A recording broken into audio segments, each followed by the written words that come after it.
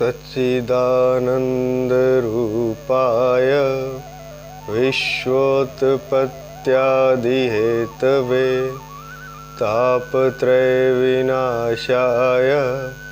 श्रीकृष्णाय वयं नुमः। श्रीकृष्णाय वयं नुमः। भक्तवांछा कल्पतरु शरणागत वत्सल भक्त वत्सल अखंड कोटि ब्रह्मांड के नायक भगवान श्री कृष्ण, परात्पर परब्रह्म भगवान श्री कृष्ण, महाराज के प्रणेता भगवान श्री कृष्ण और उनके साक्षात स्वरूप श्री मद्द भागवत महापुराण, साथ ही साथ दिव्य देवताओं श्री गणेश जी, श्री हनुमान जी, अवतारों, ऋषियों, सनकादि ऋषियों, नारद जी, व्यास जी, सुखदेव जी, राज ऋषियों, राजा परीक्षित, विद्या की देवी वाग देवी सरस्वती, सभी के चरणों में प्रणाम करते हुए और उनसे प्रार्थना कि वे हमारे माध्यम से स्वयं ही कथा का प्रसार संचार भक्तजनों में, रसिक जनों में और प्रेमी जनों में। कल हमने सुना कि ब्रह्मास्त्र से पांडवों की और उत्तरा के गर्भ में जन्म लेने वाले राजा परीक्षित की भगवान ने ब्रह्मास्त्र से रक्षा की। तब कुंती ने पांडवों के साथ और द्रौपदी के साथ भगवान की स्तुति की। यह स्तुति पूरे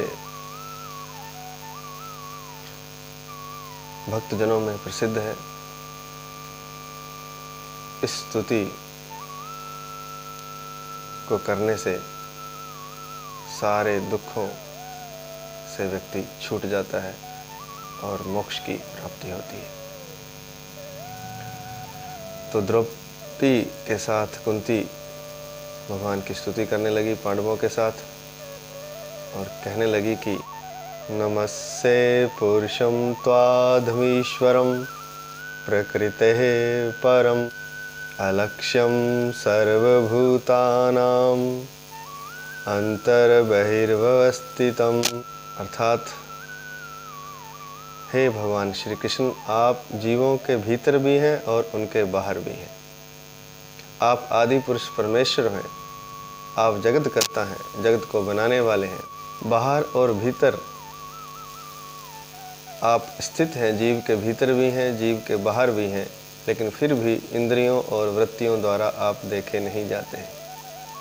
अर्थात इंद्रियों द्वारा आँख, नाक, कान, जीवा, त्वचा आदि द्वारा आपको अनुभव नहीं किया जा सकता। और साथ ही साथ इंद्रियों की वृत्तियां, देखने की क्षमता, सुनने की क्षमता आदि से भी आप पहचान में नहीं आते हैं।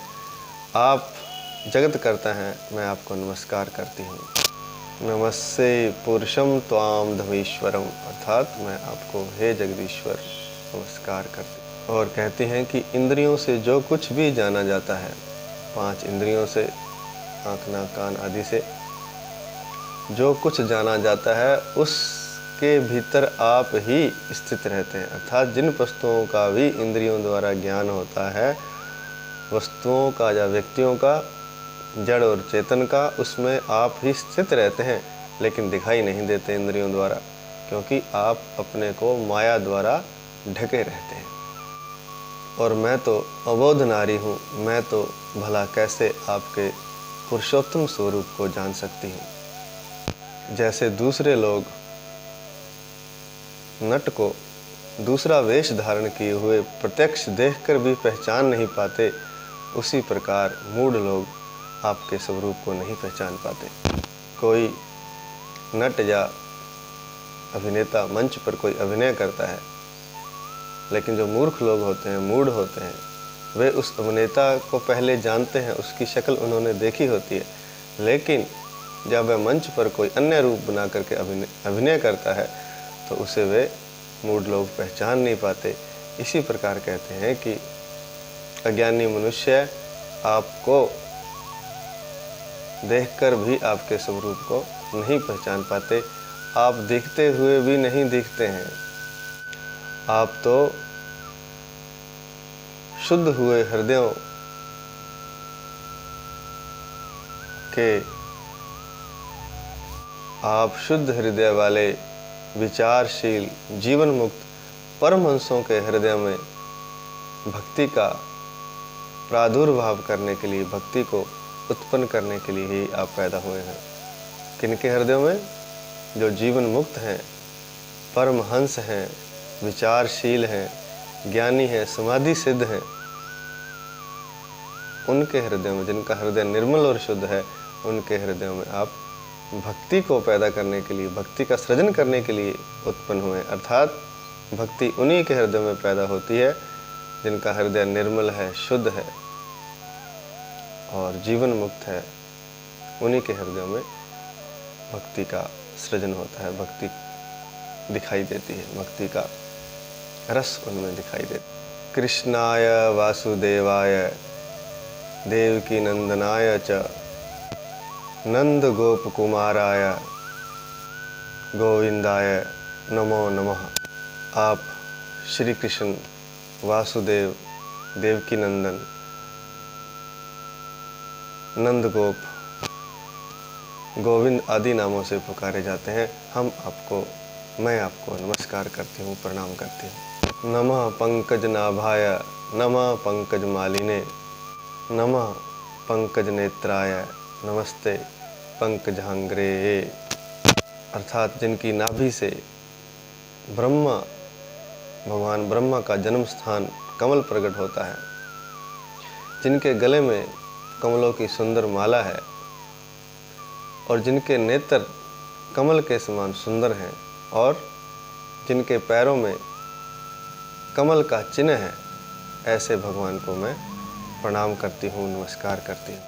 हे ऋषिकेश, आपने जैसे चिरकाल दुख से दुखी देवकी की और कंस की कैद से देवकी की मुक्ति की थी, उसी प्रकार आपने मेरी भी बार बार पुत्रों सहित विपत्तियों से रक्षा की है। अर्थात जिस प्रकार, कहने का तात्पर्य यह है कि आपने अपनी माता को दुख और कंस की कैद से छुड़वाया, उसी प्रकार आपने भी माता के समान ही मेरा भी ख्याल रखा और विपत्तियों से हमेशा बचाए रखा। आप ही हमारे स्वामी हैं। हे श्री कृष्ण, मैं कहाँ तक गिनाऊँ? आपने विष से, लाक्षागृह की भयानक आग से, हिडिंबा आदि राक्षसों से, दुष्टों की द्यूत सभा से, वनवास की विपत्तियों से और बड़े बड़े महारथियों से, योद्धाओं से, अर्थात अनेक युद्धों में अनेक महारथियों के बड़े बड़े शस्त्रास्त्रों से हमारी, और अभी अभी ही आपने अश्वत्थामा के ब्रह्मास्त्र से हमारी रक्षा की है। अगला जो श्लोक है वह बहुत ही प्रसिद्ध है और इसी में स्तुति का सारा सार है, इसको समझ लेने जैसा है। कहती हैं कि विपदः सन्तु नः शश्व तत्र तत्र जगत गुरो भवतो दर्शनम यत् स्यात् पुनर्भव दर्शनम। अर्थात हे जगत गुरो, हमारे जीवन में पद पद पर, पैर पैर पर विपत्तियां आती रहें। और क्यों पद पद पर विपत्तियां आती रहें? क्योंकि विपत्तियां आने पर ही आपके दर्शन होते हैं और आपके दर्शन का एकमात्र फल है कि उससे व्यक्ति, जीव, जन्म मृत्यु के चक्कर से मुक्त हो जाता है। इसलिए मेरी प्रार्थना है आपसे कि मेरे जीवन में विपत्तियां आती ही रहें। ऊंचे कुल में जन्म, ऐश्वर्य, विद्या और संपत्ति से जिनका घमंड बढ़ रहा है, उनको तो आपकी याद भी नहीं आती है, क्योंकि आप तो उन्हें ही दर्शन देते हैं जो अकिंचन है, अर्थात जिनके पास कुछ भी नहीं है। ना ऊंचा कुल है, ना ऐश्वर्य है, ना विद्या है, ना संपत्ति है। जिन्हें किसी भी बात का अभिमान नहीं है, अगर है भी तो उन्हें अभिमान नहीं है, उनको ही आप दर्शन देते हैं। जो अकिंचन है, जिनके पास कुछ नहीं है या होते हुए भी वे किसी चीज़ का अभिमान नहीं करते। 4 तरह से व्यक्ति अभिमानी हो जाता है, और अभिमानी हो जाने से उसे परमात्मा की याद नहीं आती। तो सही कह रही हैं कुंती कि दुख में ही याद आती है परमात्मा की, अभिमानी को याद नहीं आती। तो किस किस कारण से अभिमानी होता है, यहाँ 4 चीज़ें बताई हैं। नंबर 1, अच्छे कुल में, उच्च कुल में जन्म। अगर किसी का कुल उच्च है, श्रेष्ठ है, तो उसे अपने कुल का अभिमान हो जाता है कि मैं तो इतने उच्च कुल में पैदा हुआ, मैं ये हूँ, मैं वो हूँ, मैं उच्च कुल का क्षत्रिय हूँ, मैं उच्च कुल का ब्राह्मण हूँ, मैं उच्च कुल का वैश्य हूँ। तो अभिमान हो जाता है। अभिमान होने पर उसे परमात्मा की याद नहीं आती। या फिर ऐश्वर्य का अभिमान हो जाता है, सुंदरता हो, धन संपदा हो, सब कुछ मिला करके संसार की सारी ऐश्वर्यवान वस्तुएं उसके पास हों, तो उसे ऐश्वर्य का अभिमान हो जाता है, विद्या का अभिमान हो जाता है, और संपत्ति का, धन संपत्ति बहुत हो तो उसका भी अभिमान हो जाता है। और ऐसे व्यक्तियों को अधिकतर, अपवाद की बात अलग है, अधिकतर ऐसे व्यक्तियों को परमात्मा की याद नहीं आती है। तो कहते हैं कि परमात्मा की याद तो अकिंचन को आती है, जिसके पास कुछ नहीं है, और उसी अकिंचन को आप हे परमात्मा दर्शन देते हैं। तो जब द्रौपदी के साथ कुंती ने यह प्रार्थना में भगवान से मांगा कि हमें विपत्तियां ही आती रहें, तो सभी लोग चकित हो गए कि माता कुंती यह क्या मांग रही हैं। भगवान तो जान गए, लेकिन फिर भी उन्होंने माता कुंती से पूछा कि भगवान श्री कृष्ण के साथ साथ सभी लोग आश्चर्यचकित हो गए। तो भगवान ने कहा कि बुआ, आप क्या मांग रही हैं? ऐसा तो नहीं कि आप संपत्ति मांगना चाहती थी और आपके मुंह से विपत्ति निकल गया हो, क्योंकि विपत्ति का आप क्या करेंगी?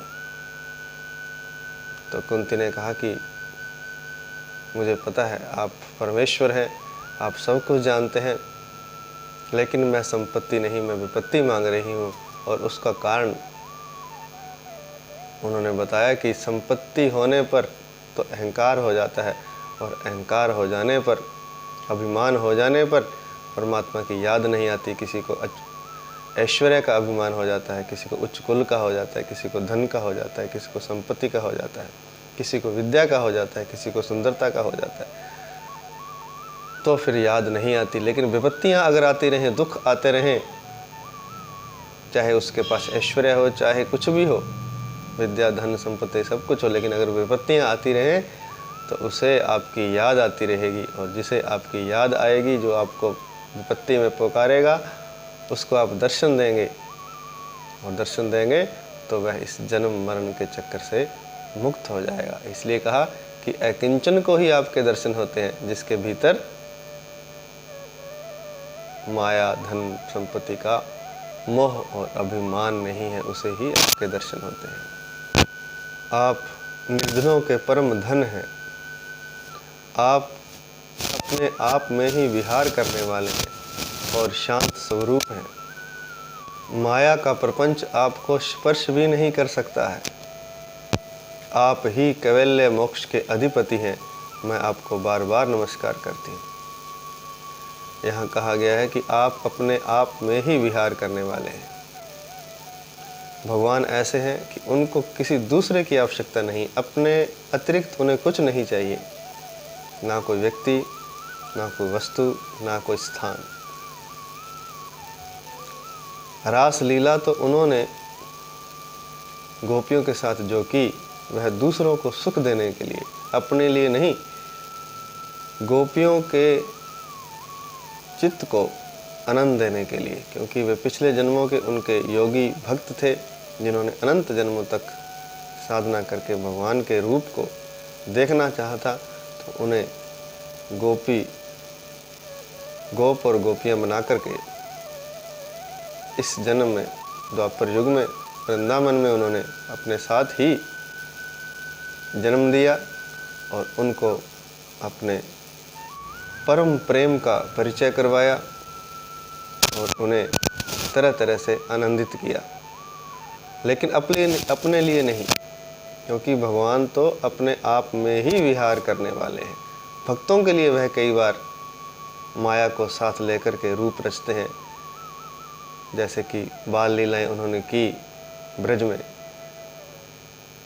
वह भक्तों के लिए, माता को सुख देने के लिए, ग्वाल बालों को सुख देने के लिए, गोप गोपिकाओं को सुख देने के लिए, अपने लिए नहीं।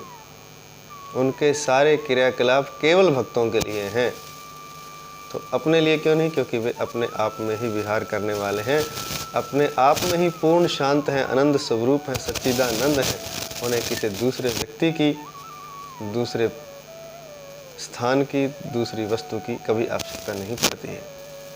वे तो स्वयं कैवल्य मोक्ष के अधिपति हैं, अर्थात कैवल्य और मोक्ष को, मुक्ति को देने वाले हैं। मैं आपको अनादि, अनंत, सर्वेश्वर, काल रूप, परमेश्वर, सर्वव्यापक, सबके नियंता परमेश्वर समझती हूँ। आपको मैं नमस्कार करती हूँ। अर्थात आप काल रूप भी आप ही हैं, आप समय रूप हैं जो अंत में संहार करता है, मृत्यु को देता है। आप सबके नियंता हैं, आप सबको नियंत्रित करने वाले हैं, सबके जीवन को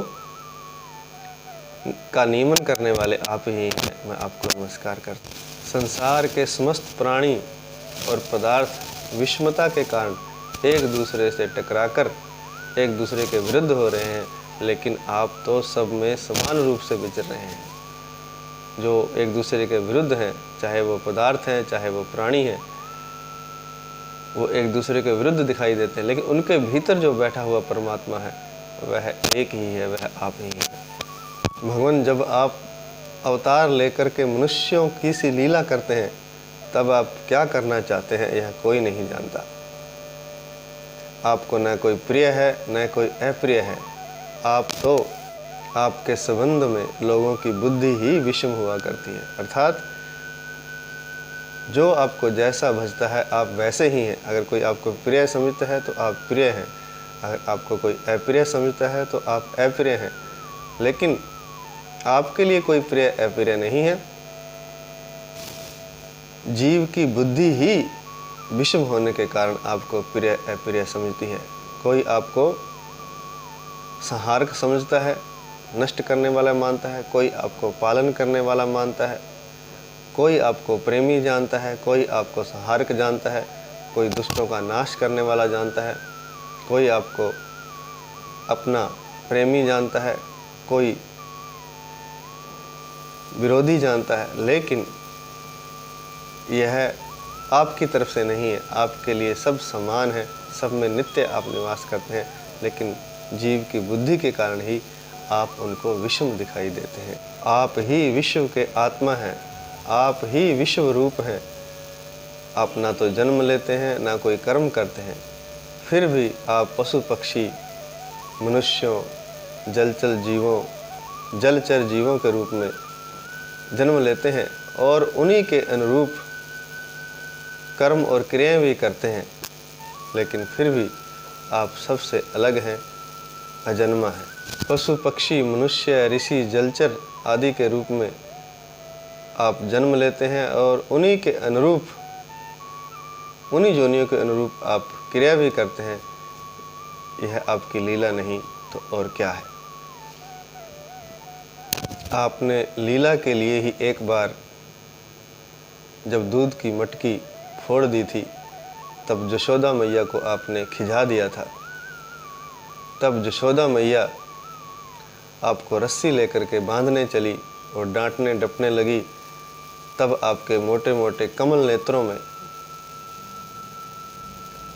आंसू छलक आए थे और आँखों का काजल आपकी कपोलों पर अर्थात गालों पर बह चला था आंसुओं के साथ, और आपकी आँखों में भय दिखाई दे रहा था। उस भय के कारण, माता की डांट के कारण, आपने मुख नीचे की ओर कर लिया था जब मैं उस रूप को याद करती हूँ, उस छवि का मैं ध्यान करती हूँ, तो मैं मोहित हो जाती हूँ। मेरा चित्त आपकी लीला की ओर खिंच जाता है। यह आपकी लीला नहीं थी और क्या था, क्योंकि आपसे तो भय भी भय खाता है, तो आपको तो क्या भय होना था। लेकिन लीला के लिए आपने यशोदा मैया को खींच दिलाई पहले तो, और फिर उन्हें प्रसन्न करने के लिए, जैसा कि लगे कि उनकी डांट से आप डर गए हैं, छोटे बच्चे की तरह भयभीत हो गए, आंखों से आंसू छलकाए रोने लगे, और रोते रोते आपकी गालों पर आंसुओं के साथ काजल ढलकाया था। वाह, क्या वह प्यारी छवि थी। कहती हैं कुंती माता की उस छवि का जब मैं ध्यान करती हूँ तो मैं मोहित हो जाती हूँ। ऐसी ही लीलाओं के लिए, ताकि भक्तों का चित्त मोहित हो जाए, भगवान ने अवतार लिया था व्रज में, और अनेक प्रकार से लीलाएं की और अपने भक्तों को सुख दिया था। आपने अजन्मा होकर भी जन्म क्यों लिया, इसके बारे में कुछ महापुरुष इस प्रकार कहते हैं कि जैसे मलयाचल पर्वत पर चंदन उत्पन्न होता है, वह मलयाचल पर्वत की कीर्ति को बढ़ाने के लिए ही पैदा होता है, ताकि उसकी सुगंध दूर दूर तक फैल जाए। ऐसा ही महापुरुष कहते हैं कि आपने अपने प्रिय भक्त पुण्य श्लोक यदु की कीर्ति करने के लिए ही यदुवंश में अवतार लिया है। कुछ विद्वान इस प्रकार कहते हैं कि पिछले जन्म में वसुदेव और देवकी ने तपस्या की थी, सुतपा और प्रश्नि के रूप में, और तपस्या से आपको प्रसन्न किया था, और तब आपने जब वर मांगने को कहा था, तब उन्होंने आपको अपने पुत्र रूप में मांगा था। इसलिए आप अजन्मा होते हुए भी दैत्यों के नाश के लिए और जगत का कल्याण करने के लिए उनके पुत्र रूप में आप पैदा हुए हैं, ताकि दैत्यों का नाश भी हो जाए, जगत का कल्याण भी हो। और सुतपा और प्रश्नि ने जो तपस्या की थी, और जो अब वसुदेव और देवकी के रूप में जिन्होंने अब जन्म लिया हुआ है, उनके मन की अभिलाषा पूर्ण करने के लिए, उनके वर को पूर्ण करने के लिए आपने उनके यहाँ पुत्र रूप में जन्म लिया है। कुछ लोग इस प्रकार कहते हैं कि दैत्यों के प्रभाव के कारण, धरती पर दैत्यों के भार के कारण, जैसे जहाज समुद्र में डगमगाता है, उसी तरह पृथ्वी दैत्यों के भार के कारण डगमगाने लगी, अर्थात पीड़ित हो गई। तब पृथ्वी ने जाकर के ब्रह्मा जी से प्रार्थना की, तो ब्रह्मा जी ने उनकी प्रार्थना सुनी और आपको अनुरोध किया कि आप पृथ्वी का भार उतारने के लिए पृथ्वी पर अवतार ग्रहण करें। और कुछ महापुरुष तो इस प्रकार कहते हैं कि जो लोग इस संसार सागर में अज्ञान, कामना और कर्मों के चक्कर में फंसे हुए पीड़ित हो रहे हैं, उनको कर्मों के बंधन में जकड़े हुए पीड़ित हो रहे हैं, दुख पा रहे हैं, उनके कल्याण के लिए आपने लीला रूप में यह शरीर धारण किया है, ताकि कुछ लीलाएं उनके लिए आप करो, जिनका कि वे बाद में श्रवण करें, अर्थात सुने उन लीलाओं को और उन लीलाओं का स्मरण करें, ताकि वे अज्ञान से, कर्मों की जड़ता से, कर्मों की पकड़ से और कामना से मुक्त हो जाए। तो तीन तरह से मनुष्य इस संसार में फंसा हुआ है। कामना के कारण उसकी कुछ इच्छाएं हैं, वह उनको पूरा करना चाहता है, तो वह बार बार जन्म लेता है, क्योंकि हर बार कुछ इच्छाएं अधूरी रह जाती हैं। और अज्ञान है, अज्ञान यह है कि वह सोचता है कि इंद्रियों द्वारा मैं सुख प्राप्त कर लूँगा, इसलिए वह बार बार जन्म लेता है कि जो सुख इंद्रियों के अधूरे रह गए वह मैं पूरे करूँगा। यह अज्ञान ही है। तो इस अज्ञान से कि इंद्रियों से सुख मिल सकता है, जो कि कभी नहीं मिल सकता, इस अज्ञान के कारण भी मनुष्य पीड़ित हो रहा है। और कुछ कर्म ऐसे हो जाते हैं जाने अनजाने में, जिनका फल भुगतना पड़ता है, चाहे वो पुण्य कर्म हो, चाहे वो पाप कर्म हो। पाप कर्मों का और पुण्य कर्मों को, दोनों के फल से यह मनुष्य जीवन बनता है। तो कर्मों में जकड़े होने के कारण भी जीव पीड़ित हो रहा है, मनुष्य पीड़ित हो रहा है, लेकिन इन तीनों की काट एक ही है, भगवान की लीला। भगवान की लीलाओं का श्रवण और स्मरण करने से भव सागर से पार हो सकता है, इस संसार से पार हो सकता है। श्रवण करने से और स्मरण करने से, अर्थात याद करने से। कानों से भगवान की लीलाओं का श्रवण करेगा तो अन्य कोई कामना उसमें पैदा नहीं होगी, और अगर स्मरण करेगा, याद करेगा भगवान की लीलाओं को, तो उसका अज्ञान दूर हो जाएगा। आगे के लिए वह कोई कर्मबंध कामना नहीं बनाएगा, तो वह मुक्त हो जाएगा। यह इसका वैज्ञानिक कारण है। तो सबसे श्रेष्ठ अवतार का कारण बताते हैं महापुरुष कि वो है ताकि लोगों के लिए कुछ लीलाएं बन जाएं, कुछ यादें परमात्मा की बन जाएं, कुछ दृश्य परमात्मा के, कुछ छवियां परमात्मा की बन जाएं, जिनको कि भक्त लोग बाद में स्मरण करें, अर्थात उनको याद करें और उनको सुने, जिससे कि उनके हृदय की कालिमा मिट जाए और वे मोक्ष और परम पद को, वैकुंठ धाम को प्राप्त करें। माता कुंती कहती हैं कि इस कारण से जब भक्तजन बार बार आपकी लीलाओं का स्मरण और श्रवण करेगा तो भक्त वह प्रसन्न होता रहेगा। आपकी लीलाओं के श्रवण से, स्मरण से, उन लीलाओं के गान से, उन लीलाओं के कीर्तन से, आपके नामों के कीर्तन से वह प्रसन्न होता रहेगा, और इस तरह वह आनंदित हो जाए। क्योंकि जिसका हृदय आनंदित होगा, जिसके हृदय में कालिमा नहीं होगी, दुख नहीं होगा, वही आपके उन चरण कमलों का दर्शन कर पाएगा जिनके एक बार के दर्शन से जन्म मृत्यु का प्रवाह रुक जाता है। तो सबसे उत्तम बात यही है इस स्तुति में कि भगवान की लीलाओं का स्मरण किया जाए, उनका गान किया जाए, उनका कीर्तन किया जाए, उनको सुना जाए। बस इतने से मुक्ति हो जाएगी। यह भक्ति है, इसमें कोई जप तप की आवश्यकता नहीं है। भगवान के नाम का कीर्तन, भगवान की लीलाओं का स्मरण करते रहें तो मुक्ति प्राप्त होती है, भक्ति प्राप्त होती है, वैकुंठ प्राप्त होता है, भगवान का स्वयं का धाम प्राप्त होता है, भगवान का रूप प्राप्त होता है। तो आज का व्यवहारिक ज्ञान यही है कि कुंती की तरह, माता कुंती की तरह, जिस तरह उन्होंने क्या मांगा कि पद पद पर, पग पग पर विपत्तियां आती रहें, दुख आते रहें। क्यों? क्योंकि दुख आएंगे तो ही भगवान की याद आएगी, और जब बार बार याद आएगी तो उनके दर्शन होंगे कभी, और जब दर्शन होंगे तो जन्म मृत्यु के इस दुसह चक्कर से मुक्ति हो जाएगी। इसलिए जिनके जीवन में भी दुख है, यह सूत्र है, जिनके जीवन में भी दुख ज़्यादा है तो वे अपने आप को भाग्यशाली समझें, क्योंकि परमात्मा ने उनको चुना है।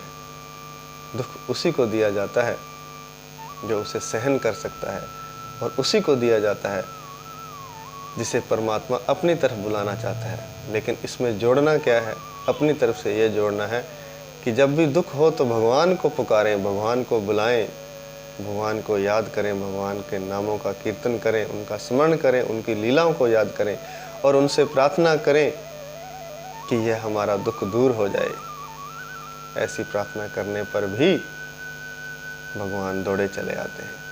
बहुत उदाहरण है। गजराज को बचाया ग्रह से, मगरमच्छ से। द्रौपदी की लाज भरी सभा में लुट रही थी, तब द्रौपदी ने भगवान को याद किया और भगवान साड़ी बन करके दौड़े चले आए।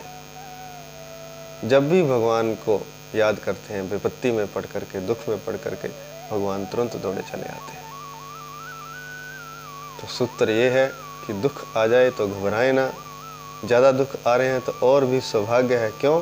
क्योंकि जितनी बार दुख आएंगे उतनी बार हम परमात्मा को याद करेंगे, परमात्मा को पुकारेंगे, और परमात्मा हमारे पास हमारी सहायता करने के लिए आएंगे। कलयुग में कई बार ऐसा होता है कि जल्दी से दर्शन नहीं हो पाते, लेकिन फिर भी जिनके जीवन में दुख हैं वे अपने जीवन को अगर एक बार पुनर्विचार करके देखें तो पाएंगे कि जब जब उन्होंने भगवान को याद किया है दुख आने पर, तब तब भगवान ने उस दुख से उनकी मुक्ति की है। इसका तात्पर्य क्या है? इसका तात्पर्य है कि भगवान स्वयं आए थे आपका दुख दूर करने के लिए।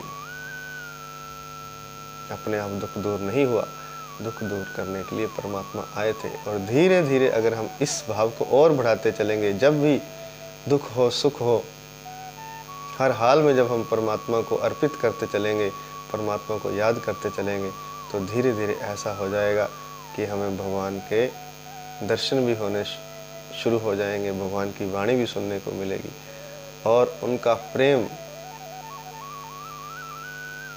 भी मिलेगा।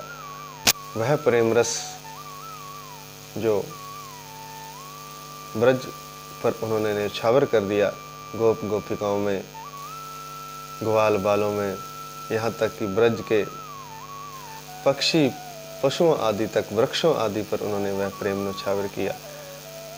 उस धरती पर, उस बालू कणों में, उस यमुना पर वह उन्होंने अपना प्रेम न्यौछावर कर दिया। तो उस प्रेम का भी अनुभव धीरे धीरे होना शुरू हो सकता है, लेकिन वह तो बहुत बाद की बात है।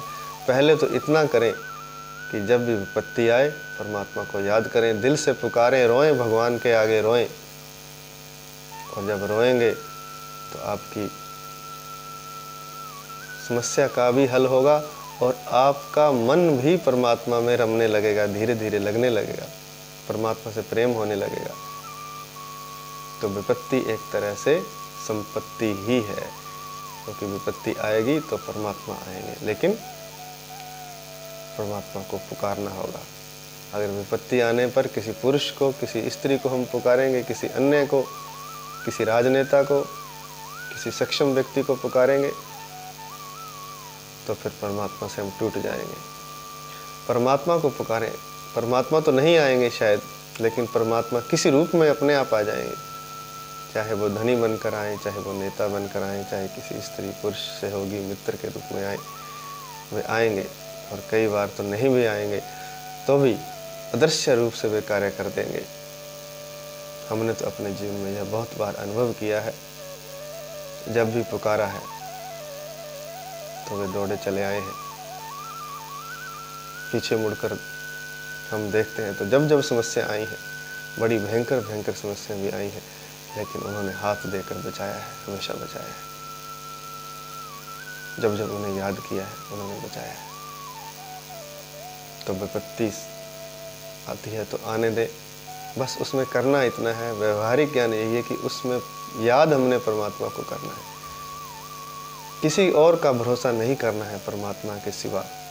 बस भगवान का भरोसा करें, उन्हीं को पुकारें, उन्हीं को याद करें, उन्हीं के आगे आंसू बहाएं और आपका एक आंसू भी बहेगा तो ऐसा नहीं है कि परमात्मा के आंख से आंसू नहीं बहेगा, उनकी आंख से भी आंसू बहेगा। अगर आपका दिल रोएगा और आप उन्हें पुकारोगे तो याद रखना उनका हृदय भी रोएगा, उनका हृदय भी द्रवित हो जाएगा। वे भी आपके दुख में दुखी हो जाएंगे और दौड़े चले आएंगे। इसमें कोई संदेह नहीं है। जय श्री कृष्ण। आज इतना ही। हरि शरण, हरि शरण, हरि शरण।